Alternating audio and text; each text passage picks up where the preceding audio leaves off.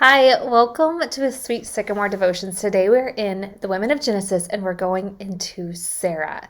Now, there's a lot of little stories about Sarah and her life in Genesis, and we're going to kind of piece by piece pull out some important lessons from her over the next couple devotions.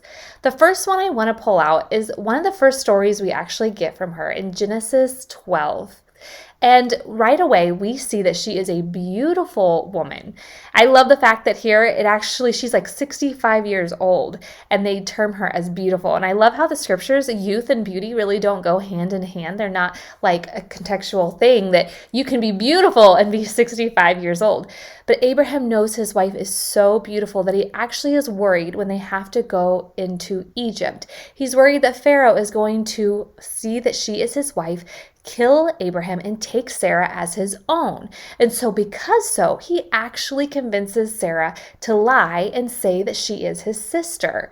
Now, that's probably a half-truth because when we look at the genealogy, she was related to Abraham and could have been like a half-sister.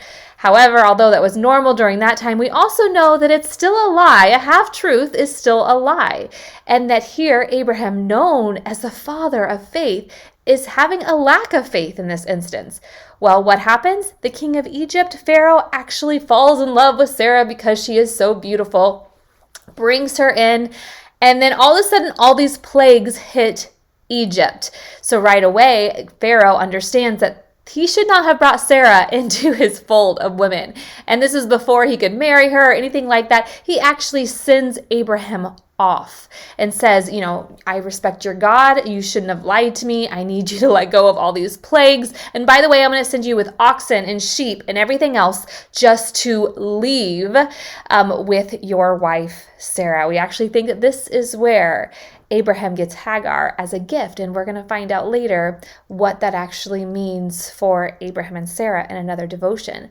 But then 25 years goes by. We see this in Genesis 12, and then we see Genesis 20 come about. 25 years has passed, and guess what? They're they're going into the country of Gerar. I don't know how you want to pronounce that.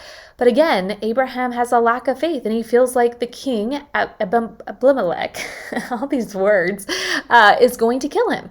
And so he gets really nervous. And so what does he do? He says, Sarah, why don't you lie and say that you're my half-sister so that way he won't kill me? And I have to sit back and I have to feel for Sarah for a minute because here she is in her old age and Abraham has been promised by God for such a long period of time that he would be the father of nations.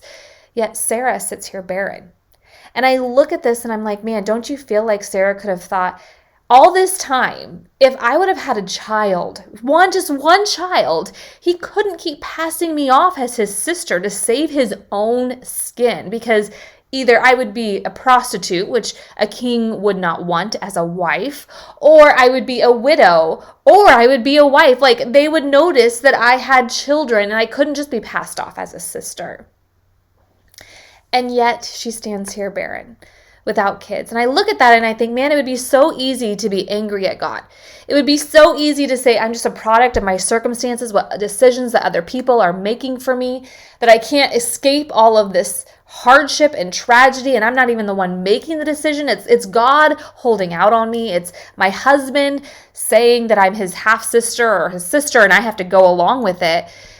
And sometimes I think we can look at that in our own life and we can feel like we're a product of our circumstances, whether it be broken homes or parents with addiction or husbands that have, cheated on us or whatever it may be. And go, Lord, where are you in the midst of this? But yet when I look at the story of Sarah and I see the way that he got Pharaoh's attention, you better let my girl go. And then we see the exact same thing happen here with King Abimelech. In fact, there are so many, he has dreams and that actually says that his people were barren. The whole population of this country couldn't bear children. And basically Abimelech sends him away and says, how dare you lie to me? Please tell your God to forgive me. Please release the judgment that your God has put on my people. And he sends Sarah and Abraham off. And in both of these instances, that are a little bit like deja vu for Sarah, God had her back. And I feel like that's where we have to sit in this story and go, where Abraham may have been careless with Sarah, God cared. God was not careless with her. He was fighting for her. He would not let harm actually come to her. And I think it's so easy in our life to look at what God is missing, what's missing from our life. Well, Lord, if you would do this, then this wouldn't happen. Or instead of understanding that sometimes life is just hard and some events happen just because there's evil in the world. But God is still working in the background, that he can still take those ashes and turn them into something beautiful. And he wasn't going to let anybody lay a hand on his girl. And I think perhaps the whole lesson that you and I can learn from here is that although people let Sarah down, God was not going to let his girl down. In fact, we're going to see his blessing, his promise to her actually come to fruition shortly after this story here in Genesis 20 when Abraham lets her down again. God will not let her down. And so I want to encourage you today, if you feel like you're just a product of your circumstances, that other people have made decisions that have really affected your life in big ways, that God is still there, that God still cares, and he's moving in the background, and that he can take that hardship, he can take that pain, and he can turn it into something beautiful, because his promises will always prevail, and you are his girl.